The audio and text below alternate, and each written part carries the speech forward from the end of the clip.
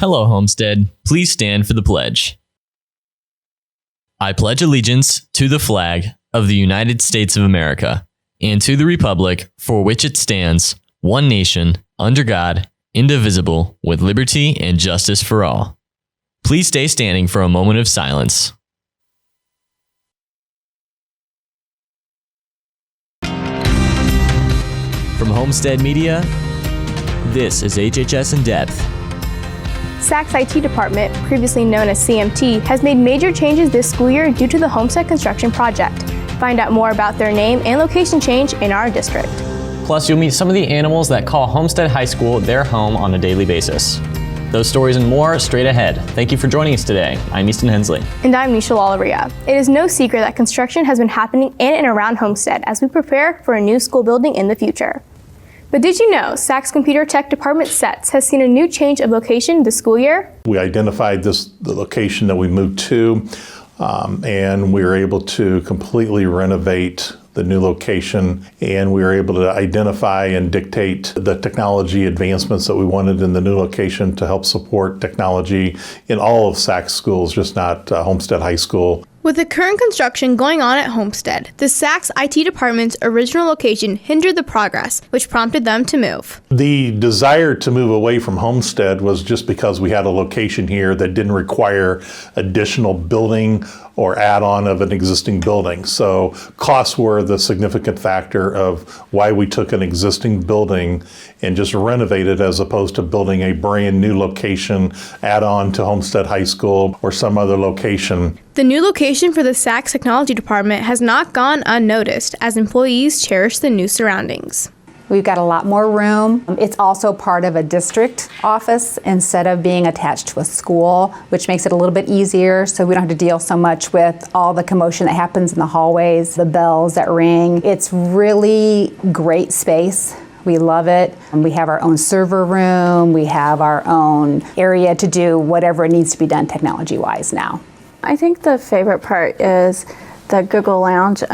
We can come together for a meeting and work together that way, and also the standing area really makes my job much easier if I'm working on several laptops at once.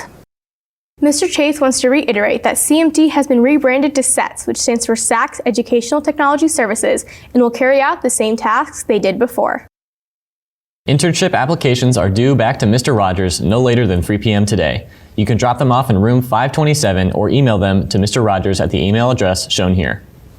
Congratulations to this year's Scholastic Art and Writing winners. Award-winning works will be on exhibition at the Fort Wayne Museum of Art February 13th through April 10th. All Gold Key winners will now proceed to the national adjudication in New York City, with national winners announced mid-March. Read the scrolling announcements below for a list of all the winners. Volleyball players and those that would like to try out for the volleyball team next fall. Conditioning and weight training will begin February 2nd in the training room above the main gym. Plan to meet Tuesdays and Thursdays from 2:45 to 4 p.m.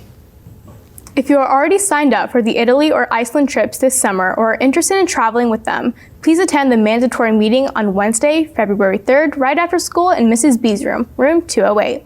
If you are unable to attend or have questions, contact Mrs. Ricker or Mrs. B before the meeting day at the email address shown here.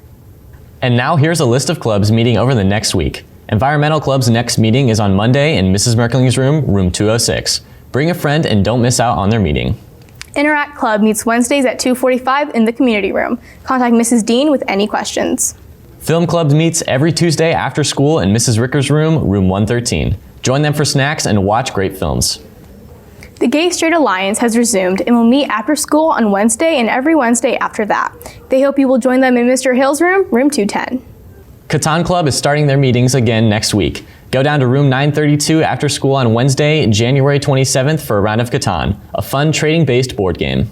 And finally, Basket Weaving Club will meet Thursday in Mrs. Ricker's room, room 204. No weaving experience is necessary to join them. When we come back, we'll show you a few animals that reside within the walls of Homestead on a daily basis. Keep it tuned right here. You're watching HHS In Depth.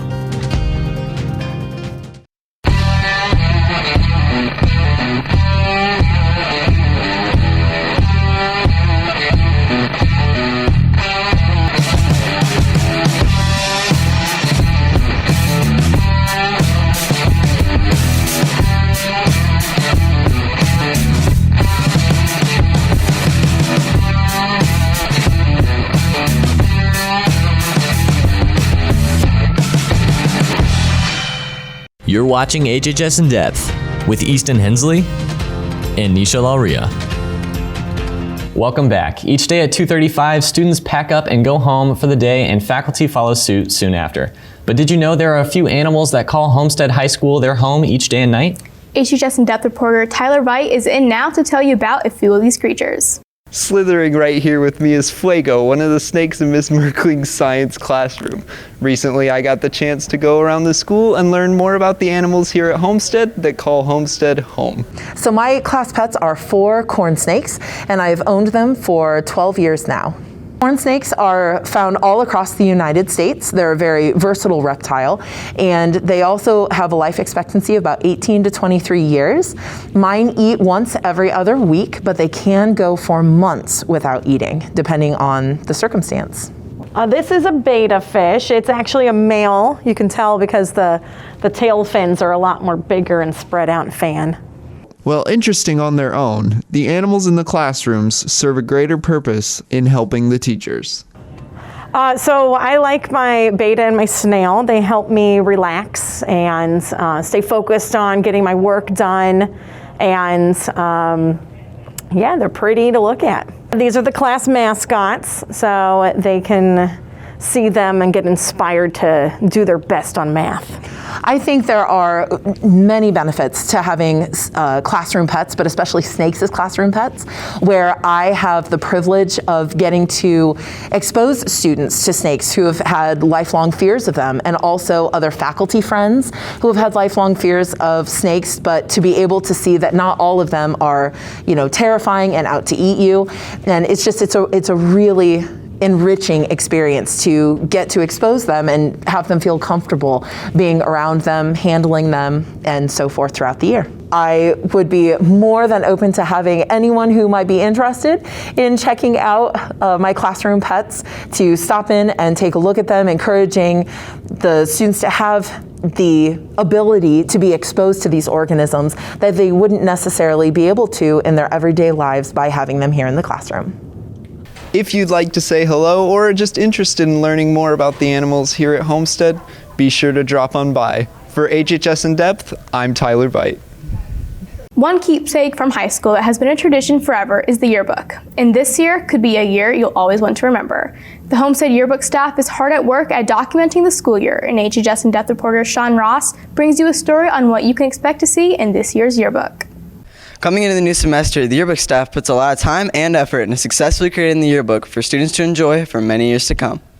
I enjoy the community of people we have, and I really like working on things that can express my creative ability. There's a lot of good influences in that class, and our teacher is just really good at keeping everybody on one page. The yearbook class is about creating a yearbook, and it takes all year to complete it, and we have a nice product at the end for the student body. It includes all the events that have taken place during the year, athletic events, clubs, academic events, and it's close to 300 pages. The yearbook class does a tremendous amount of work creating this book, and the pandemic has put a block in their traditional process. COVID-19 really didn't have a big effect on the yearbook, except for the fact that we can't go to all the events and we can't have as many photographers as we need going to the events. So we have to talk to the staff that's involved in the sports events to make sure that we have a pass to get inside the event. And other than that, it's really been pretty easy to adjust with COVID for the yearbook. COVID-19 affected the production of the yearbook, especially last spring and March when we were all sent home. We still had the spring sports, the spring clubs, the spring activities like the art fair, all the music programs. None of that existed.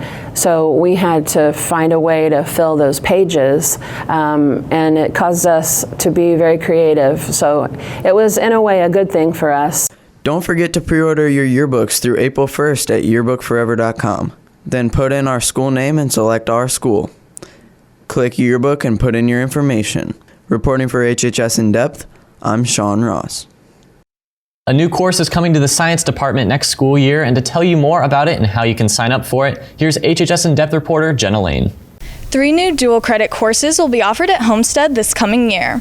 These include Honors Chemistry, which is a dual credit through Ivy Tech, Chemistry 111 and 112, which is a first-year chemistry course through Ball State, and Intro to Organic and Biochemistry, which is through Ball State as well.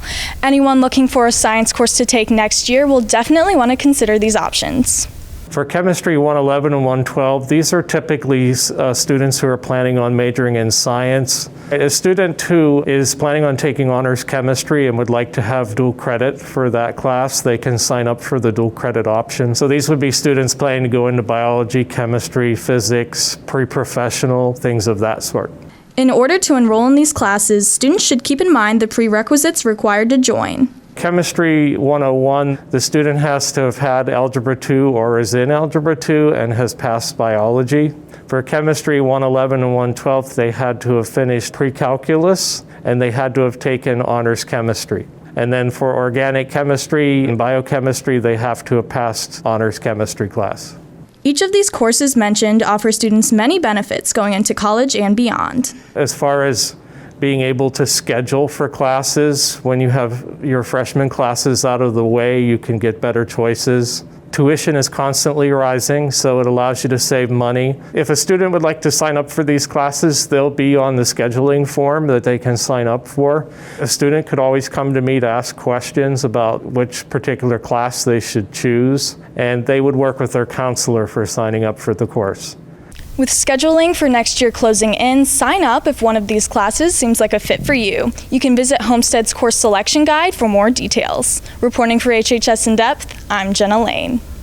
Turning to weather now, we've seen cold temperatures and snowfall so far this week, but when will warmer air return? Ashton Hackman joins us now with a weekend weather forecast. That's right, we did pick up some accumulation on Wednesday. We did have that 2-hour delay, and that's rare for January. We've only picked up about 1.3 inches of total snowfall this entire year.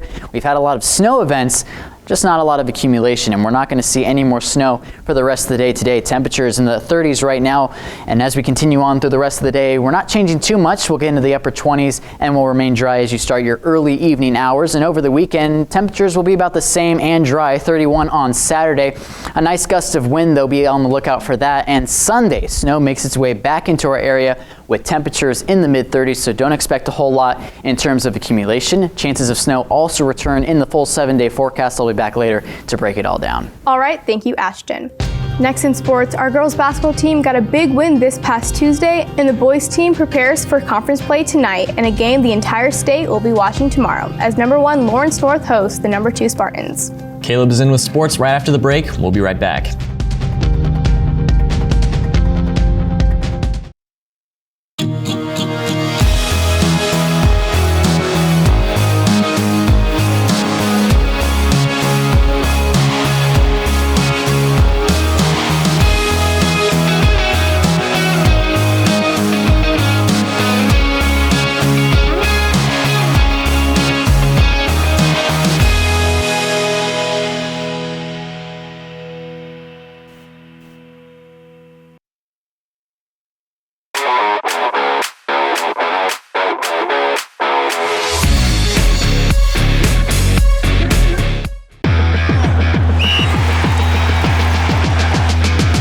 Welcome back, I'm Caleb Wood. Let's get things started with the recap of the girls basketball matchup between the Warsaw Tigers and the Spartans.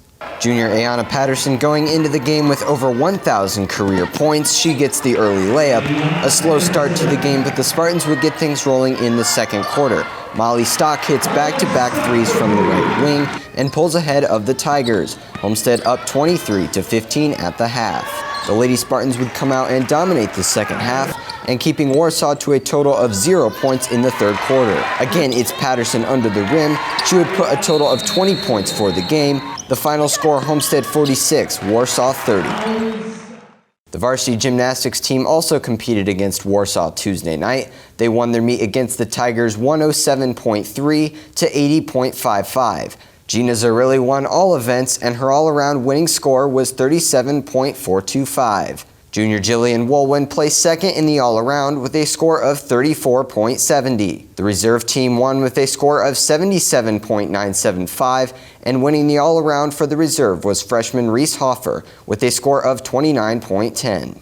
It's the biggest game of the year tomorrow for the boys basketball team as they travel down to face Lawrence North. You can listen in on the Point 91 FM, pregame taking the air at 5:15 and tip-off at 5:30. That's all for sports. Ashton has a final check of the weather when we come back.